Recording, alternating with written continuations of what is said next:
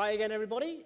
So it is not quite time for lunch, but it is time to talk about carbon markets. That is the focus of our next session, because we know just how important pricing carbon emissions is in order to drive business action towards net zero. And it's also, as we know, hugely important to make sure that we don't just simply offshore or outsource the problem. So to steer us through this really important part of the toolkit and the debate, please welcome up in just a moment. We've got Peter Chalky from the Energy and Climate Intelligence Unit, who's going to moderate the session.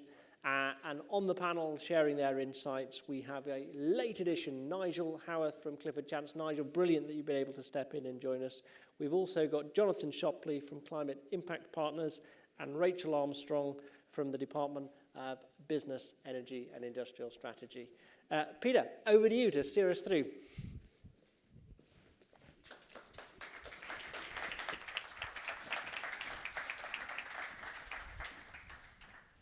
Great. Okay, so a very warm welcome to this session on carbon markets. Just a few words from me to kick off.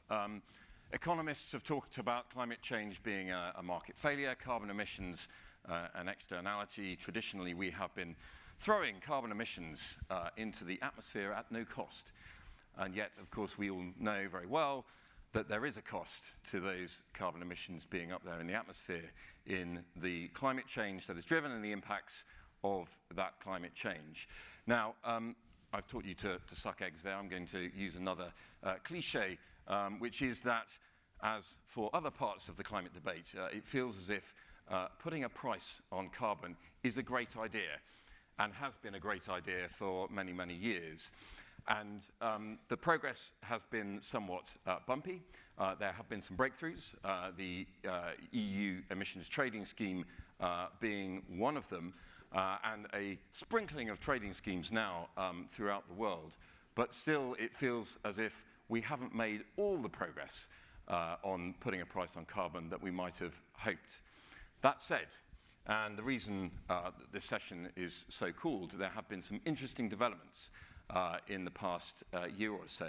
And so I'm very grateful to be joined by an expert panel who are going to help us go through those developments, look at where we are with carbon markets and the price on carbon, and where we might go in the future. But I'm going to start, partly because the session is followed by lunch, by asking the panelists to give us the 30-second lift pitch for carbon markets. Why is this so important? Why should all of you in the room be leaning forward, be scribbling furiously, be tweeting, and be preparing your questions, of course, for later in the panel for our panelists? Why is this so important? So I'm going to start with Rachel Armstrong, who is the Director of Industrial Decarbonisation and Emissions Trading at BEIS. Rachel, your 30-second pitch to the audience, please. So there's so many things to say on this subject, but I think the fundamental point here is that we are unfortunately addicted to hydrocarbons as a society, and you can't just break the addiction because then nothing works. Literally nothing works. So it's obviously a long-term challenge that we have to address. We want to be net zero by 2050. We want to be world leading. We want to come out of this winning as an economy, brilliant businesses, new jobs, new ways of doing things. And we know that it's a multi-decade challenge, right? So I'm a huge fan of 2050 net zero, challenging to get there. One of the core ways we have to do that is to put in place that long-term cost signal that both signals we really are going in this direction, and it's not something that gets fiddled with year on year. We've got market forces that by design enable us to find the lowest cost route to get there. And we can actually also at the same time use that to create compliance markets for new products, for new ways to get out of there, so that we also drive that innovation and create a new economy. Because for all of this, we're talking about structurally rebuilding the physical infrastructure of the economy and the economy that is a market to play for. Brilliant. I'm convinced, but we have two more pitches to go. So next up, Nigel Howarth, who is the head of all things climate change at Clifford Chance, also a member of their ESG board, as well as being a member of the steering committee of the UK Voluntary Carbon Market Forum. So incredibly well placed for this discussion. Nigel, your 30-second pitch, please. Well, there's 2 points. The first one is really business wants certainty. So if they get certainty, they can plan, they can strategize. And in my experience, the vast majority of business want to do the right thing on climate change. In order to do that, they need clear policies that back a carbon price and give them the certainty they need to plan that. The other aspect is more on a global scale, is that whether it's businesses or financial institutions want to make a real contribution. And they want to honour their net zero commitments. And in doing so, there is a huge amount of capital that could be transferred to other parts of the globe where they just need the finance to make a huge difference to climate change with carbon projects. And being able to get carbon credits and trade those and surrender those to go to net zero is a critical part of that jigsaw, and that's why the carbon markets need to be formed and work. Excellent stuff. And of course, climate finance, a huge part of the discussions, as many of you will remember, at Glasgow at COP26 last year. Lastly, but not leastly, we move on to Jonathan Shopley, Managing Director at Climate Impact Partners, one of the leaders in the voluntary carbon market space. Jonathan, your pitch. So, Peter, I think you put your arms around it. Putting a price on an externality is the best way to price in the social and environmental costs of that. But your question was a bit about markets, because there are many ways of pricing carbon, taxes and the like. But markets are the most effective way to help discover the cheapest, the most cost-effective mitigation options and to fund them. So that's the purpose of a carbon market. And of course, well-functioning carbon markets give price signals and then help corporates understand what the future price curves look like so they can make capital planning work. And then I liked your comment that when we talk about mitigation, using markets to fund mitigation outcomes around the world, it's about channeling finance, climate finance, to where it's needed most. So I'll stop there. Absolutely. That's great. Everyone convinced? I'll take that as a yes. Great. Okay, so what we're going to move on to first is those recent developments. So obviously following Brexit, the UK is no longer a member of the EU emissions trading scheme, but it is now the owner of its own emissions trading scheme. So we'll come on to that in a moment, but maybe let's start at the international level. And Jonathan, I'd like to bring you back in now. Some of you may remember the term Article 6 being knocked around during COP26. Article 6 has been knocked around since the Paris Agreement back at COP21. And it's been a bit of an ongoing saga, I think it's fair to say. But there was some form of conclusion in Glasgow, was there not, Jonathan, in terms of negotiating that part of the agreement. Could you, just briefly in 2 minutes, talk us through what on earth is Article 6? Sure, I can. A very brief outline of what was actually agreed in Glasgow. Wow, okay. So let me give Article 6 a sort of a descriptor. It's a collaborative way in which, under the Paris Agreement, countries can help other countries fund their mitigation. So it's a cooperative mechanism. Under the Kyoto Protocol, the Clean Development Mechanism was the main instrument. So basically, it allowed one country to spot an opportunity where its technologies may be able to deliver climate emission reductions cheaper than that country could, or where they couldn't afford it, and to funnel that funding there. Under the Paris Agreement, the great success about Paris is that every single country now has an NDC, a nationally determined contributions. They have their own reduction plans.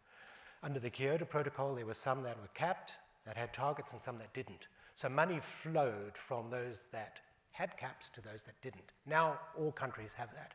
So Article 6 focuses on collaborative mechanisms around markets and also non-market approaches. But Article 6 really belongs to the market-based approaches. And it sets up an accounting framework which allows countries to fund emission reductions in other countries, as much as they did under the Kyoto Protocol.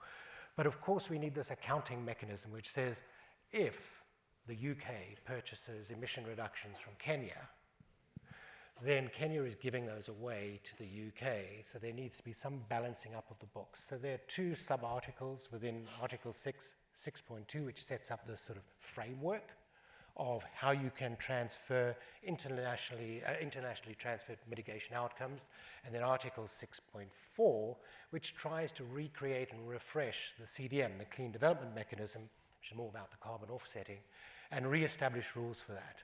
But because any emission reduction within the globe now sort of is accountable to the UNFCCC, if somebody sells their emission reductions from one country to another, they have to adjust their NDC, the nationally determined contribution, to account for that. And the buying country can then make a reduction. Is that? That sounds great. And there's also opportunities for companies here too. We're going to talk about that on the VCM, because I don't want to conflate the two. Okay. I think there are compliance. We talk about the voluntary carbon market. We talk about the compliance markets. Actually, there's only one market. And people who are taking voluntary action at a corporate level, or even a state or city level, and those that are looking for instruments, tradable instruments under compliance mechanisms, we're all in the same market, but we're doing it for different reasons. I'll pick it up later if I may. Brilliant. Great stuff. Okay. And I apologise for throwing you that terrible exam question there right at the start. Can I just say? Yes, absolutely. We're so excited about Article 6. I mean, it doesn't sound as transformative as it can be, and it might not be the short-term solution, but people have been working on this for so long to actually enable this balancing between your NDCs in countries for those who have more opportunities and are able to actually trade off. So you can actually do the finance flows as well. And so it sounds innocuous and maybe a little bit of an accounting thing. It could be genuinely transformative in how we get there at the lowest cost route globally. And we do only have one atmosphere. So. Actually, if I can pick up on your enthusiasm, because you're right, it's not all about accounting. It's about finding mitigation outcomes around the world that are at the most cost effective. And IETA, the International Emissions Trading Association, which I'm associated with on their board, did some research with Maryland University and figured out that if you have well-functioning international markets that do these kinds of trades, we could save something like $250 billion by 2030 because of that market efficiency that we build. So thank you for taking me out of the account. I've been excited since we got Article 6. There is quite a bit of work to be done, though, for business, because where there is confusion now in the market between pure voluntary and what is caught by Paris, and particularly with the NDCs being so broad brush. Yeah. So is everything caught by the NDCs or not? So there's a lot of work really going on and needs to be done, particularly from host countries, but also receiving countries, of how exactly will these Article 6 mechanisms work. And you are right that one of the wins at Glasgow was some recognition that although countries own this under the UNFCCC, corporates have a critical role to play, and that has been recognized, and we're trying to create a stable environment to allow this private sector involvement in what can be national initiatives. Brilliant stuff. Okay, well, let's zoom out of the global, zoom back into the UK now, and the UK emissions trading scheme has celebrated its first birthday. I think back in January. I presume there were candles and cakes in Bays. There were no parties. No parties. Right. I shouldn't have gone there, should I? Where are we with the UK emissions trading scheme? What are the next milestones? What can the audience expect to see in the coming months and years? So, indeed, we are really, really proud of where I'm incredibly proud of the team that have got us to this stage. So we're doing this as all four governments, so UK government, Scottish government, Welsh government, Northern Ireland Assembly, working collaboratively together. I think the things that, so it's a plug, right? Our consultation is still open. It's quite an extensive consultation. That is the thing that we're really genuinely asking for all of the input that you have. Don't feel obliged to answer all of the questions. Answer the ones that make a difference to you, and ask for the things that would make a real impact, or the things that you're struggling with, because very much this is about how do we set the UK economy up for success. So the thing that you'll get next, so we'll close that consultation, we'll be doing the response, and we're aiming to implement it for 2024. Right? Now, this is really important and transformative, because I am hoping that we are going to be the world's first net zero cap ETS, right? So this is important from our world-leading ambition, but it also means that we stand a fighting chance of delivering on our carbon budgets. I mean, there could be conversations about where is the balance in terms of which sectors have to deliver what. There's the traded sector.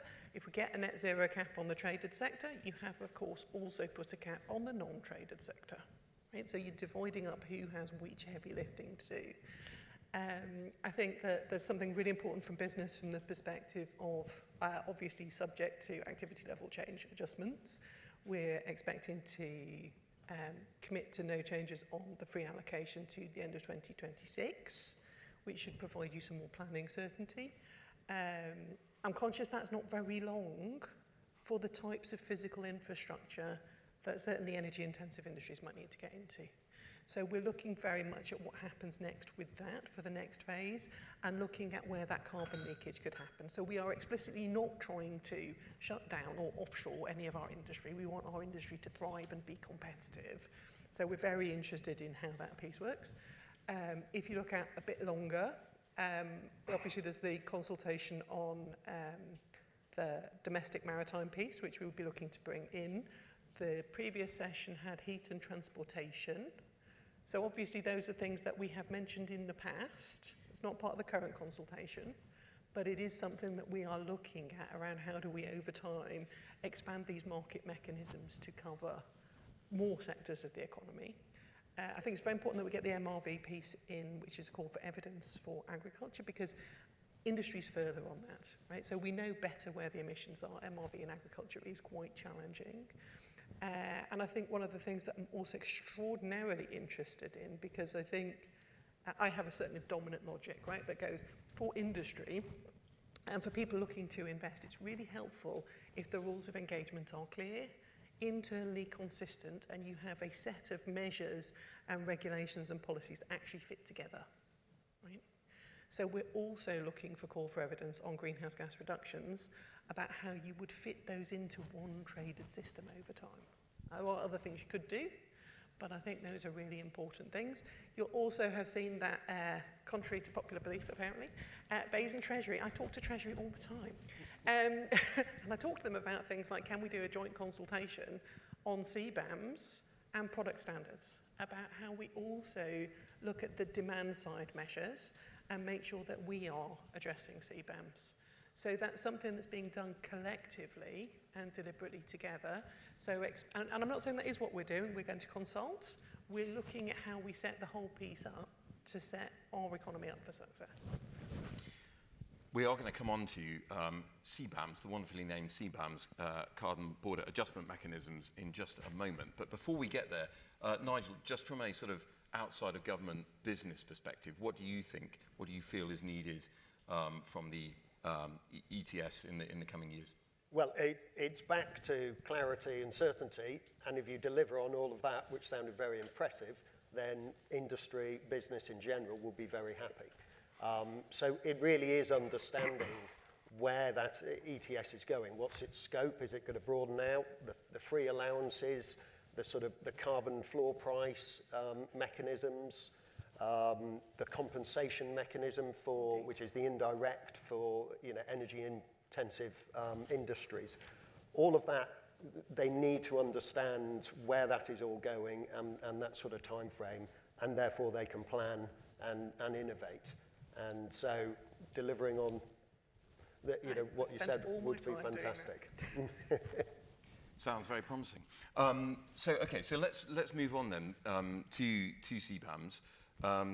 Clearly, the ETS is focused on carbon in the UK, but obviously, some of the carbon, in a sense, that we consume in the UK is imported through goods, and the idea, obviously, behind a CBAM is that you slap a tariff on it as it comes to the door, as it were, to make sure that the playing field is level, and that the measures that are being taken in the UK to reduce emissions do not lead to carbon leakage, offshoring, so on and so forth. This is highly topical, I believe, because I think the EU Parliament is about to vote on its CBAM this afternoon. So if anyone is watching Twitter and the result comes in live, then please do thrust your hand skyward. But Okay, so what does this mean, Nigel? You say that the EU moving in this direction. What will it mean for UK businesses being on the outside of that CBAM, as it were? Well, the issue is how does the UK react in order to qualify for an exemption or recognition of what the UK's policies are? So there's various options. The UK ETS could integrate with the EU ETS. We could have a CBAM, or we have other carbon pricing. And those three are the options that the EU are saying, well, if you have those, then we will take those into account. And so anyone importing from the UK into the EU will either not have to pay anything or get the certificates or get a reduced amount because they will acknowledge. So I've seen studies which say that the UK is potentially the most affected, particularly industries like iron and steel. I've seen some very significant figures, something like 3.5 billion of trade could be impacted depending on exactly where they go. So again, we're back to the clarity and certainty. What are the UK going to do in order to ensure that the imports, there isn't extra charges or needing to buy these certificates? The other key issue is around red tape. All of this is adding to the red tape. We already hear a lot of businesses affected by Brexit and getting used to the customs. This would add to red tape, and it's really how we can streamline that working with the EU to enable the goods to flow. Yeah, good point. And I presume that the lines of communication are open between the British government and the EU on this one as well. Absolutely, they are. So we are, obviously, in an ideal world, we wouldn't have to have CBAMs because everybody would have their carbon markets. We'd end up with a global carbon price and it would be working in the right direction. That's where we'd like to be. We're not utopian or naive about this. We are hoping for something much more collaborative with the EU, and we are looking at what form the CBAMs take and how that works. So those conversations are ongoing because we need to see what is appropriate and proportionate for the UK in that context. And we're very conscious of the admin burden as well. We've got a more aggressive net zero, well, we've got more aggressive cap on our ETS anyway than them. So, and we do also, for the purposes of clarity and avoidance of doubt, we do continue to explore the opportunities of linking. Very good. Okay. Let's move on just a little bit and zoom out on CBAMs, because I think it was one of those topics of conversation that was kicked around in advance of Glasgow last year. I think to a certain extent it was dampened down, recognising that not all countries are terribly happy potentially about the introduction of an EU or UK CBAM, because it may mean that their exports over here will be subject to tariffs. Do you think that the geopolitical situation, a very fraught situation at the moment, is going to hinder that further? Where is this kind of conversation going to go at a global level? I don't know who wants to jump in on that. I'm kind of happy to do that. I think that what the EU and the UK are doing sort of in parallel tracks is trying to raise ambition within their markets and then encourage others to do the same. Now, the UNFCCC process, the Paris Agreement, has been really slow, but necessarily so, because the whole world's involved in setting up some mechanism to internalize these externalities. So I think that the backdrop of what we have, a war of unpeace, or a world of unpeace, and the weaponization of climate across new blocks that are opening up, are going to break up a little bit of that UNFCCC structure into clubs that are going to want to move faster than the median. And that means that we'll bring speed and impact and a lot of tension with that, obviously. But I quite like the fact that as we form clubs like the EU and then there are Asia Pacific, I think Japan and New Zealand and Australia, there's a quad there somewhere that they're talking about, that these are going to become the real drivers of climate response at speed. And I don't know, Rachel, whether you would agree with that, if you feel that that's too optimistic on that account. So I think there will be tensions. I think the great opportunity that it does bring is this: when we're trying to do things at global scale, it is glacially slow. And you know, I mean, I heard earlier also UK government apparently glacially slow, right?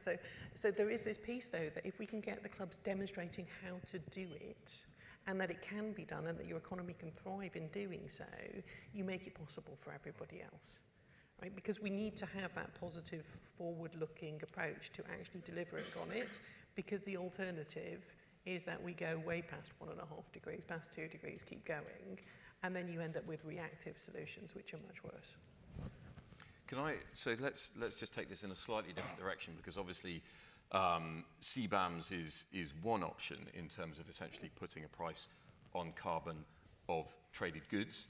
Another is simply through trade deals. Obviously, the UK has now, I believe, finalised its trade deal with Australia. It's fair to say from a climate perspective, I don't think everyone was entirely happy with the results. Voices such as the National Farmers Union making their sort of position quite clear on that. But is there a world in which, talking about glacially slow, I know that trade deals can take a very long time to negotiate. Is there a world where these kind of things join up, where our trade policy and the introduction of a CBAM helps the world to come on this journey to net zero? So I think that has to be part of the objective, right? The way that we run our economy does need to pivot to this lens of net zero. We currently have public support for that. It's really important. We've got this enshrined in law. So you would expect it to be something that is also pervasive as one of the lenses through which we look at all of these different things. And those conversations are ongoing. They're perhaps not as mature as we would want them to be, but it clearly is something where there is this consistent approach where people are asking, well, what would that mean? Right? And somewhere in there, though, I think over time you will also have to look at, when we look at the entire emissions across value chains, right? So our ability to do that today is not as good as it needs to be, but somebody earlier said they had a Scope 3 emissions problem. We will need to look at the total emissions across the value chains and also factor that into the thinking. So it's not just a tax on carbon in that sense, but it's very much also pointing at, if you look at your value chain, where would you need to reduce the emissions in that value chain to be competitive? So it's mutually reinforcing. Nigel, can I bring you in here just for the sort of, a business perspective? I guess, thinking about precedent, we've got the EU-Mercosur deal, which has been held up, I think, over environmental concerns. No doubt business is part of that conversation. What role do you think business has in helping to drive net zero trade deals in the right direction?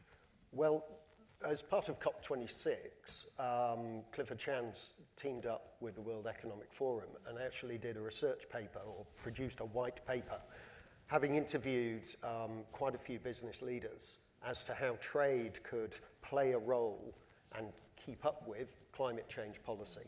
And the findings there were really, it was about dealing with the traditional sort of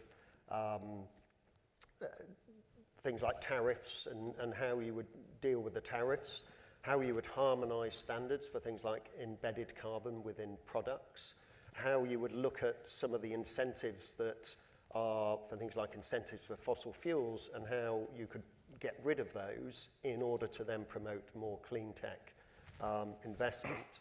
And it all then came down to promoting and allowing the spread of emerging and new technologies, and finally really putting these into trade agreements. So trade agreements have really expanded what they cover nowadays, bringing in all sorts of aspects. And I think climate change and commitment around climate change is seen as a really important aspect of trade agreements, and helps tackle those 4 other points, which would then enable, through trade, countries to sort of, on a global scale, help towards climate change. Great. So we've talked about, I guess, the trade aspects of pricing carbon. We've talked about legislated and regulated markets. It's time now to turn to the voluntary market space. What I would flag is that after this, we are going to be heading out onto the floor for your questions. So do get thinking about what you'd like to ask. But Jonathan, obviously keen to bring you in on this one. Am I right in saying that the voluntary carbon market space is definitely growing at the moment. I think it's right in saying it's doubled maybe in the space of a year, something like that. Yeah. But to what was being said earlier, it's still relatively small, right? And there's still a huge mountain to climb. So I guess one question is, how is that mountain climbed? How do we go from, millions and billions to potentially trillions? Okay. And I guess linked to that, if I can just add in a plug quickly, my organisation is one of the partners for the Net Zero Tracker, which looks at net zero targets around the world. What it finds is that of the large companies that have net zero commitments, many of them are very vague on what they plan to do with offsetting. And we had the head of Hitachi Energy on this stage earlier today talking about a shed load of greenwashing. Now, we can argue about how large that shed is, obviously, but there is a trust issue here as well, isn't there, which fundamentally needs to be overcome if we are to get to that scale. So what is that trust issue? Why does it exist? How do we get past it to get to that kind of scale? Another really simple question. Right. Look, I'm just going to explain or pick up some of the opening comments I made. What we're talking about here is not so much voluntary carbon markets, but we're talking about voluntary action versus compliance-driven action. And go back 20 years, voluntary action was almost philanthropic. My company was originally called Future Forests, and we planted trees in the UK to sequester carbon and make people's lives carbon neutral. And it was done on a purely voluntary basis, and it was so engaging that more and more corporates sort of took that on. Then philanthropy turned into CSR, and CSR into sustainability.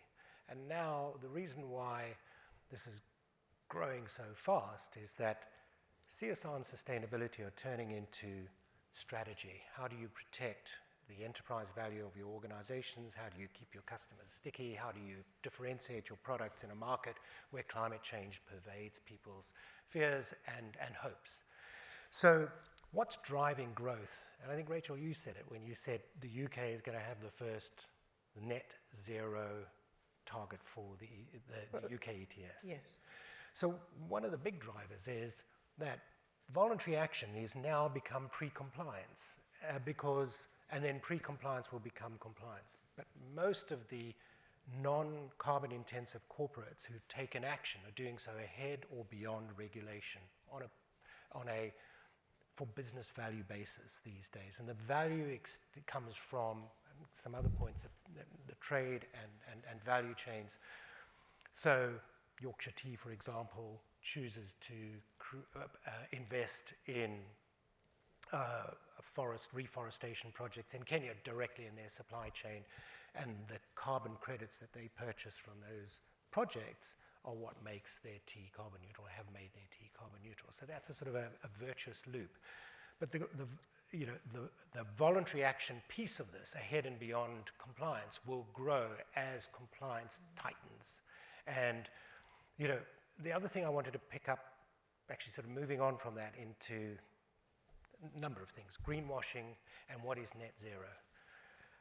One of the issues that's plagued carbon offsetting and neutrality is that there is a suspicion, and in some cases it's true and in many cases it's not, that it's hiding the fact that corporations are recognizing climate change, arguing that they're doing a lot by going carbon neutral without abating internally their emissions. So if we're going to have a net zero UK, we're going to have every organization within this country and anybody operating in this country abate their emissions internally to a scientifically informed stable level, which is about 90% on recent baselines.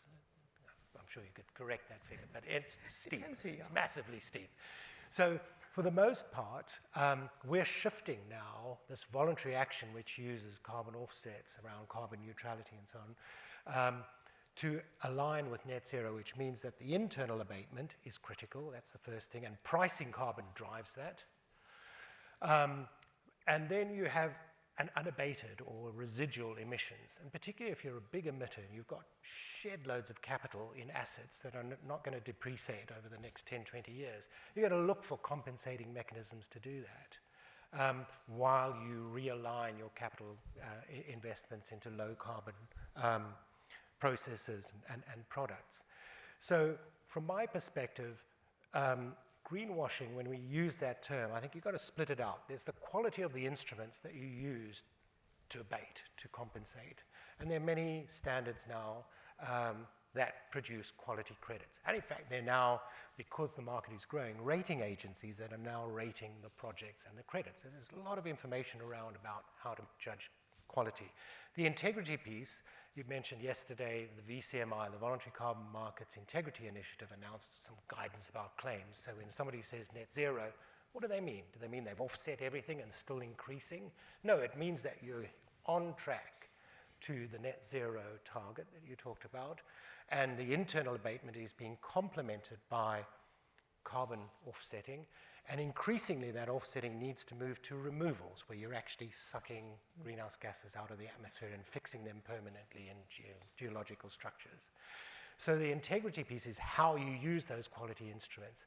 And then the final bit really is ambition, or maybe final ambition and impact. You know, what sort of impact are you making on your own carbon profile, and the money that you're spending on those mitigation outcomes that are being used, bought and cancelled to compensate, are those great projects that are going to serve the communities and the economies in which they are. And I'll stop there. Rachel. May I? Because I just think you said something. If I can limit you to about 30 seconds, just so we can get to the floor, that would be great. So I'm going to get the acronyms wrong, right? Just warning. So there's two amazing voluntary sector pieces that are going on. So there's Integrity Council for Voluntary Carbon Markets and the Voluntary Carbon Markets Initiative. The Voluntary Carbon Markets Initiative is doing the what can businesses do? So what kind of claims can you put in place? Their consultation's just gone live today, I think. They announced it yesterday, and the consultation begins. Yeah. So please do take a look at that. It looks at all the ways that you can look at and understand what a science-based target would look like, what those claims could look like. That should materialise as actually the standard way that we talk about things. And the ICVMI piece, where I may have lost a letter, is the piece about the demand side. So that bit about where you produce it. It's the supply side. That's the supply side, where they are setting up what good looks like. And this is the kind of simplification we need, where we have standards for what does good look like, and then we should do that. There you go. I'll stop. It feels like it's all going on right at the moment, which is great. It's a great time to be talking about carbon markets. Right, we're going to go to the floor and ask some questions. I can just about make out some hands here. We have a gentleman over here. I'm just trying to see where else we have a gentleman here in the third row as well. So your question, and if you could state your name and where you're from as well, please. Hello, thank you everyone. I'm Craig Nelson from Tech UK, the trade association for tech companies. We've got specific issues around the inclusion of data centres within ETS, but we'll leave that there. My question is really for Rachel is obviously this has been a long time coming, this consultation. However, we're in a very acute cost of living crisis and imminent likely recession. How will this impact UK government's view towards ETS and the inclusion of a CBAM, which did seem somewhat inevitable, especially after the EAC report and what the EU are doing?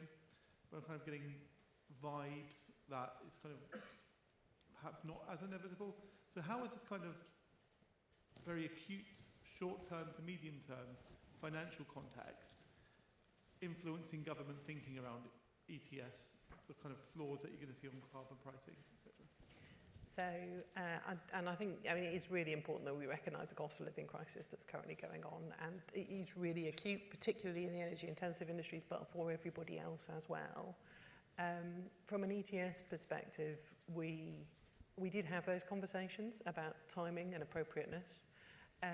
Because it is this long-term challenge, we do feel the need to keep moving, to keep going on this, and it will be implementation from 2024.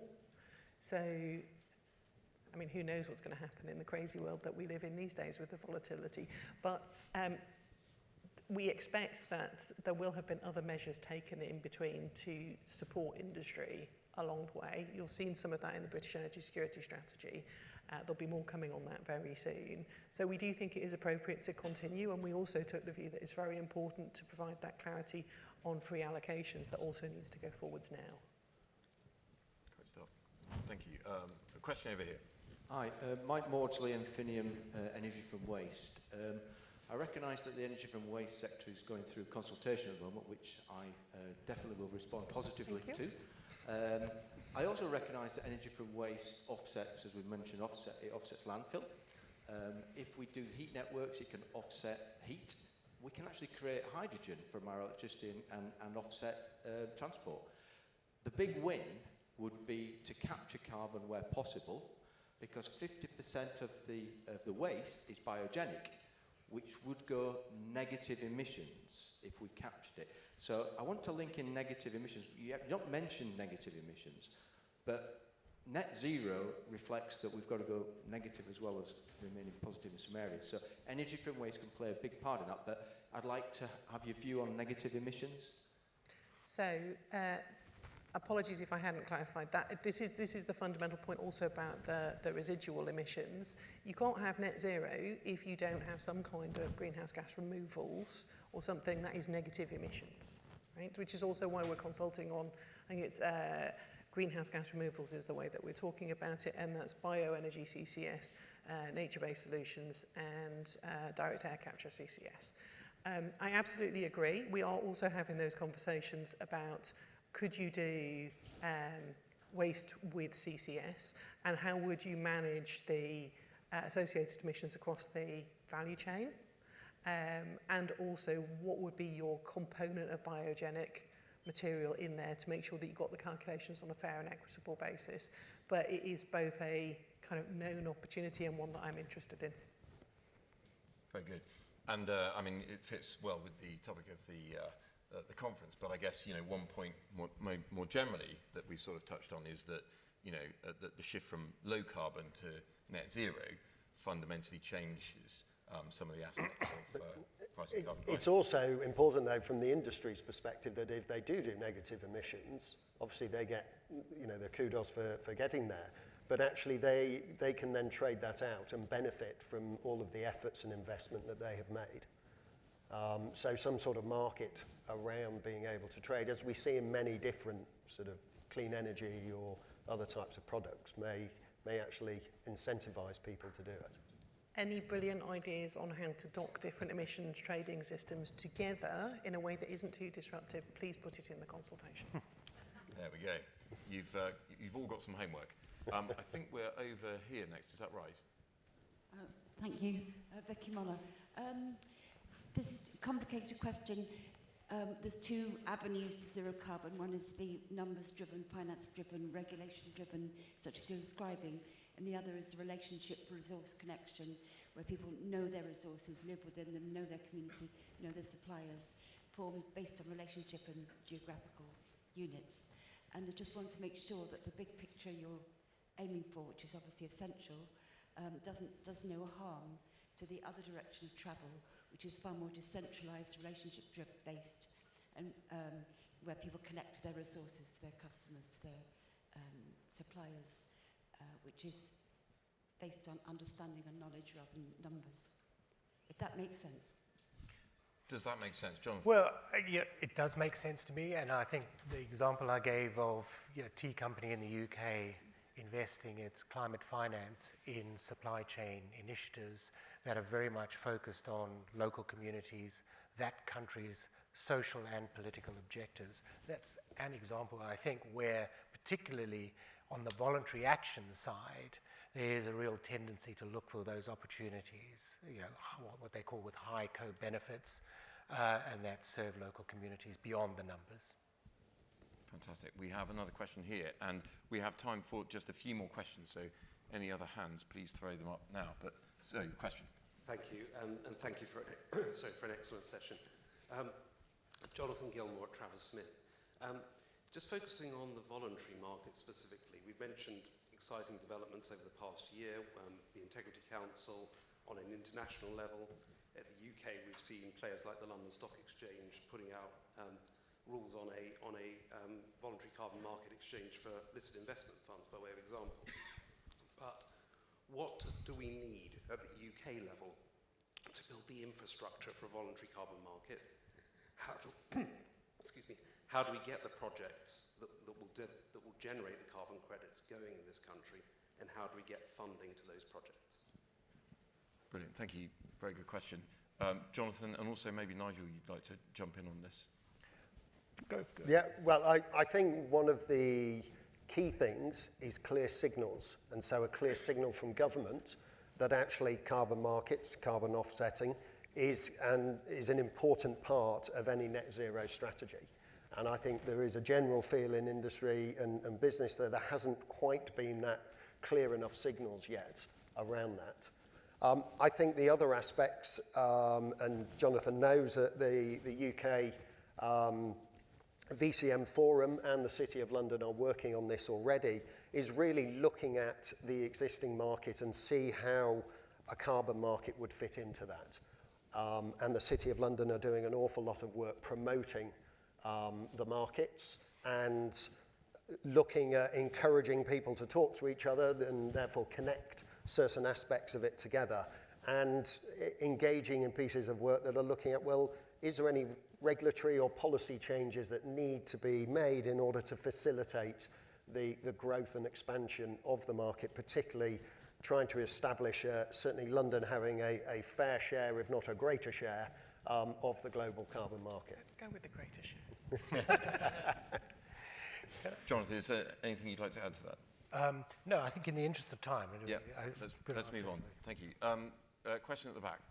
Fascinating panel, thank you very much. My name is Christian Arno from Pawprint, and we're a platform for engaging employees in climate action. There's a lot of complexity, a lot of acronyms. I'm wondering if, two questions I guess. One is, if it's important to engage employees and consumers more widely in carbon markets, and if so, how we can do that in a way that's sort of simple and digestible for, the mainstream middle. Is that asking the impossible? I can have a crack at that. I mean, some of the organizations that we've worked with, staff engagement has been one of the key things. It's the war for talent, and environmental policy or climate policy on the wall doesn't have as much impact as a program that connects staff and their commuting footprint, the footprint of the organization, the processes and the products that they produce and provide to market with climate action. So I think the question I would slightly reframe. Carbon markets are a mechanism that allow you to take action on climate in a highly effective way.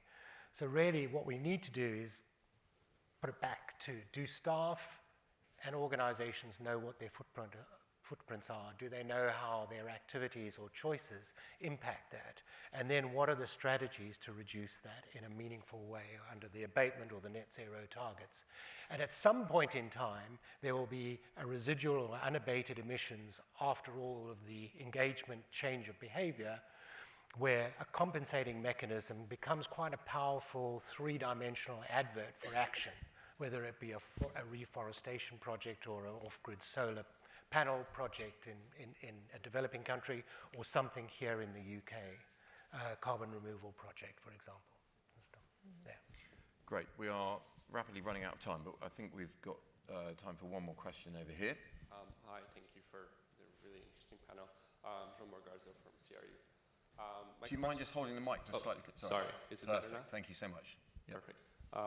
So my question would be that I agree that carbon markets are probably our best bet to reduce emissions, but I really hate the term net zero by 2050, because that can mean that you decarbonize in the next 5 to 10 years, and then it can also mean that you kind of push it out till the last second. And I'm trying to say that it's much more about carbon budgets than just achieving net zero at some point in the future. So my question would be, how would you ensure that the decarbonization happens in the next, let's say, 5 to 10 years, than waiting until the last second, because that really adds up the carbon budget? And there is also a point here around actually the limit to offsetting. I mean, there's only one planet to try and do this on. Did I spot a finger there, Rachel? Yeah, you did. So I think, you make great points here, right? It's not technically possible to do it at the last minute unless you just turn everything off, right? So if we see ourselves going that direction, we've got a massive problem. We can all just go back to pre-industrial times potentially, but it won't really help.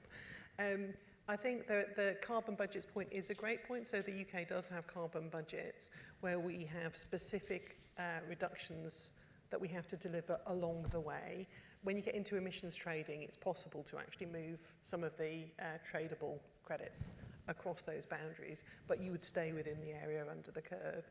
But I do think then, from that perspective, what do we do about this? It's very much about starting from, whether you pick 2050, 2040, 2030, thinking about how you as an industry or a business thrive from that perspective at that point in time, and what steps you have to take to get there, because you need to work from your destination back, because only that way do you realise how vanishingly short the time is for the physical infrastructure and the economic marketplace that you have to be part of generating in order to get there. It really isn't very long.